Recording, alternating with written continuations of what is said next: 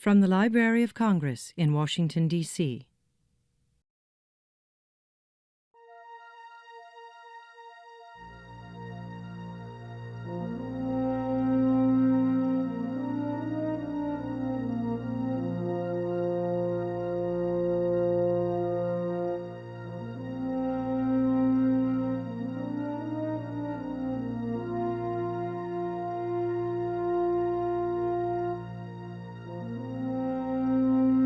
Our households have changed considerably over the years. Today, we cook meals in minutes with programmable ovens, wash clothes in energy-efficient, high-performance machines, and press our clothes with cordless electronic steam irons. If we need soap or other household necessities, we merely go to the store and find countless products at our fingertips.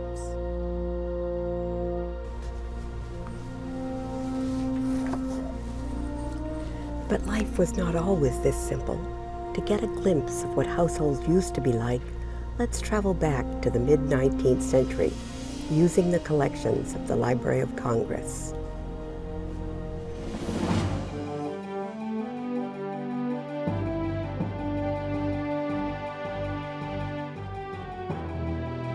Diaries, letters, women's magazines, trade cards, and household manuals help us discover the everyday life of our feminine forebears and the challenges they faced as they struggled to keep their families fed and clothed.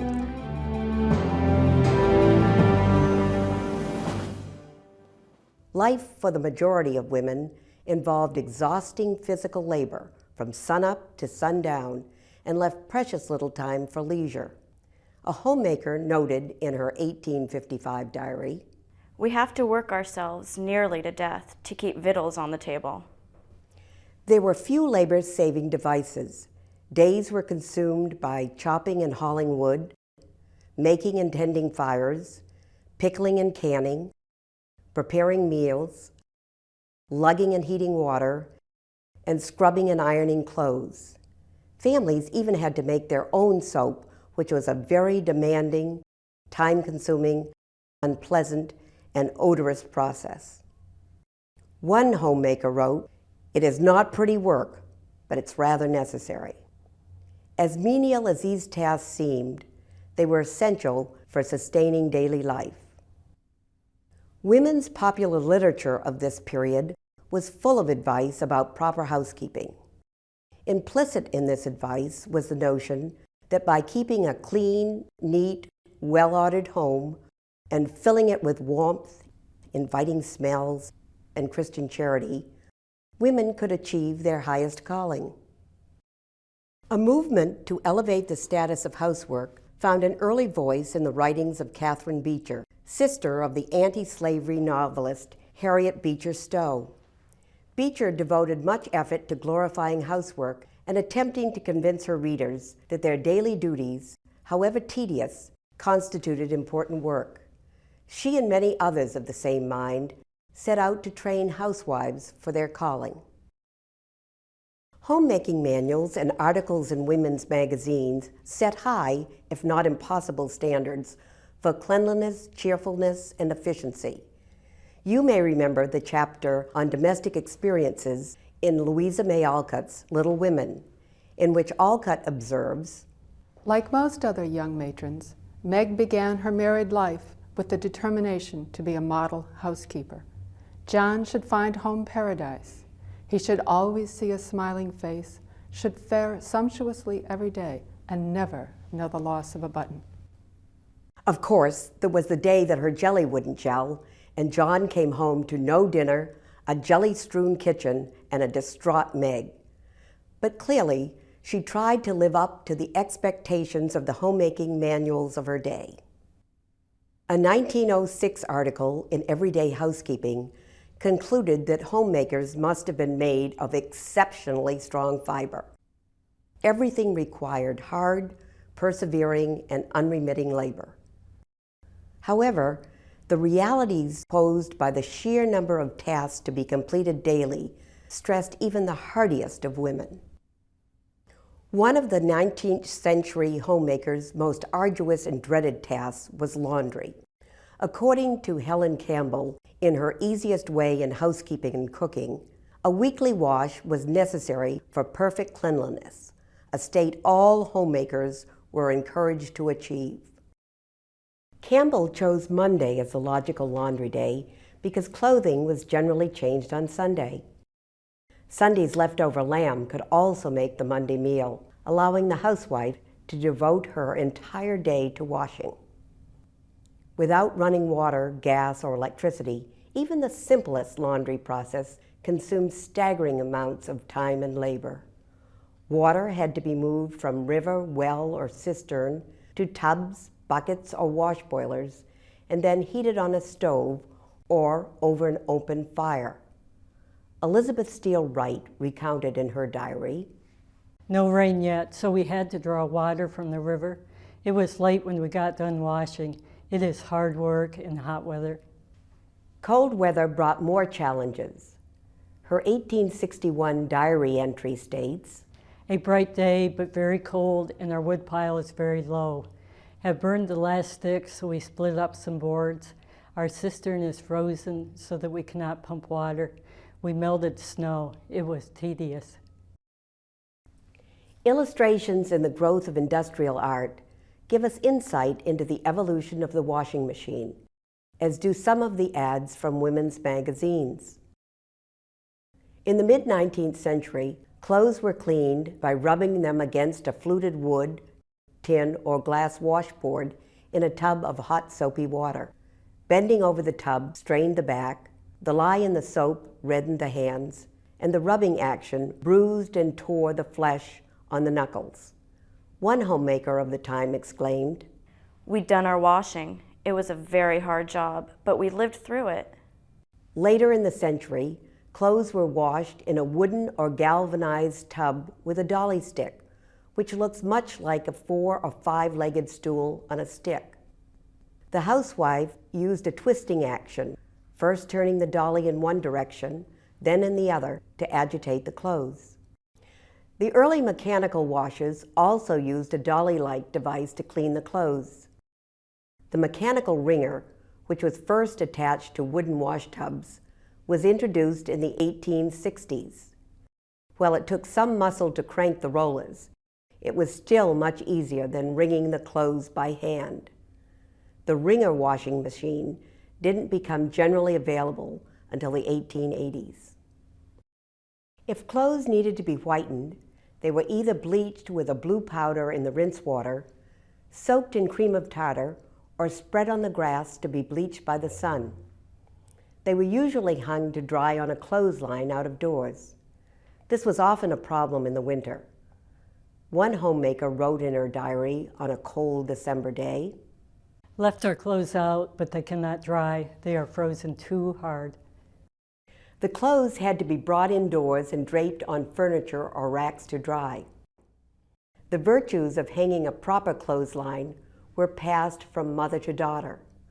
Undergarments were hung on the inside lines, shielded from view by sheets and pillowcases. In rainy weather, clothes were strung in the attic or hung on drying racks in the kitchen. Gloves, pants, and curtains were placed on stretchers to prevent shrinkage as they dried. When dry, clothes were folded, sprinkled, and rolled for ironing. Tuesday was usually set aside for ironing, a chore that took all day and was nearly as tiring as washing. As one expert noted, Ironing is admitted to be somewhat trying work because necessarily much heat is involved, but orderly procedure and good methods will prevent the worker from getting into a flurried state of mind. The 1886 edition of Practical Housekeeping advised, when inviting friends for visits of a week or more, try to fix the time for the visit to begin after the ironing is done. The point being that the homemaker would be in a better frame of mind and have more time for cooking meals and tending to her guests. Women of the time undoubtedly would have been using a sad iron to press their family's clothes. One meaning of sad in 19th century dictionaries was heavy. Although many of these irons were small, they were very heavy. When sad irons were heated near an open fire or on the stove, their handles became red hot. Women tried wrapping aprons or towels around the handles, but still burned their fingers. Mary F. Potts endeared herself to countless women when she patented a much lighter sad iron with a detachable wooden handle. As technology advanced, irons fueled by charcoal, gas, and alcohol became available. Brass hotbox irons were fueled by charcoal, which was placed in the body of the iron and lit. The burning charcoal heated the iron. This iron has a small tank for white gasoline. A valve at the base of the iron regulated the amount of fuel fed to the burner. It's hard to imagine ironing with a burning flame inside an iron, but these liquid fuel irons were sold to rural families well into the 20th century. The liquid fuels sometimes caught on fire, singed the handle, or simply exploded. This iron has a pipe that was attached to the gas line in the home and lit with a match, much like a gas stove. Dangerous as they were, gas irons had a continuous supply of fuel, were light, and maintained a more even temperature than the old sad irons. Another wearisome but essential task was cooking. Meal preparation was laborious and seemed never-ending. Boiling was the most common method of cooking in the early 19th century. In order to cook food, wood had to be chopped and hauled, fires had to be built and maintained. Skinned animals and vegetables were covered with water and boiled in large pots or cauldrons, which stood in the fire or were suspended over it. Biscuits and fruit crumbles were put in covered pots and nestled in the fire to bake. Iron spiders, which looked like iron pans with legs, were placed in the coals and used for frying salt pork, cornmeal mush, and other foods. Early cooks were resourceful and inventive. One excerpt from the letters of Polly the Pioneer illustrates this point. When the hoe is not in use, I make hoe cake. I do this by slipping the handle off the hoe, cleaning it well, and greasing it with bear's grease. Then I place a good stiff dough upon it and set it near the coals. I bake one side and then the other. Cooking over an open fire, however, was decidedly hazardous. Scalds, burns, and catching one's apron or sleeve in the fire were everyday occurrences. By the 1840s, the enclosed cast iron stove became widely available. It consisted of a firebox that was filled with either wood or coal, an oven, and a stovetop fitted with rings for pans and kettles to rest upon. The fire was refueled by lifting the rings and dropping in additional wood or coal. An arrangement of flues and dampers helped to some degree to control the temperature of both the oven and the stovetop. With the invention of the gas stove, the oven temperature could be regulated to a much finer degree and be maintained for just as long as was needed. There was no longer a need to refuel the stove. As Emily Holt, author of The Complete Housekeeper, remarked, "Matches are the only kindling, and no more need be burned than just suffices for the cooking." This also made for a much cooler kitchen in warm weather. The advent of the stove dramatically changed food preparation and cooking. Recipes became more complex and varied. The Ladies' Home Journal even included cooking lessons in its monthly magazine, and cooking schools sprang up in major cities. A number of these schools published cookbooks, the most famous of which was the Boston Cooking School Cookbook, known today as Fannie Farmer's Cookbook. An 1899 issue of the American Kitchen magazine and cookbooks of the time offered guidance for making fancy beef and seafood dishes, frosted ham, timbales, and elegant desserts. Electricity, an innovation of the late 19th and early 20th centuries, ushered in great changes. Electric stoves, washing machines, and irons reduced exhausting physical labor, and were more efficient and safer to use. In essence, they lessened the burden of those onerous tasks that homemakers had loathed for centuries. Electricity also spawned a whole new era of innovation.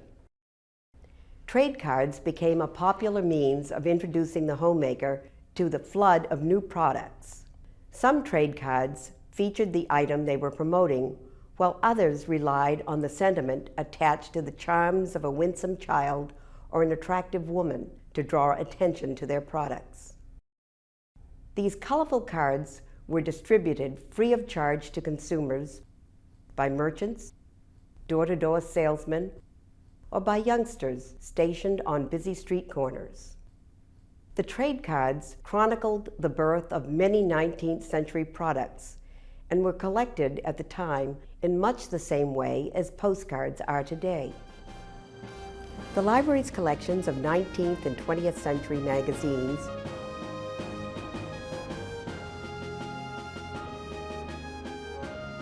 housekeeping manuals, diaries, and trade cards provide a wealth of information about the everyday hardships and challenges faced by our ancestors. They relay humorous anecdotes and common practices and products of the time. By looking at the changes in households over the years, we can discover the depth of American ingenuity and invention and obtain fascinating insights into the progress of technology in our culture. This has been a presentation of the Library of Congress. Visit us at loc.gov.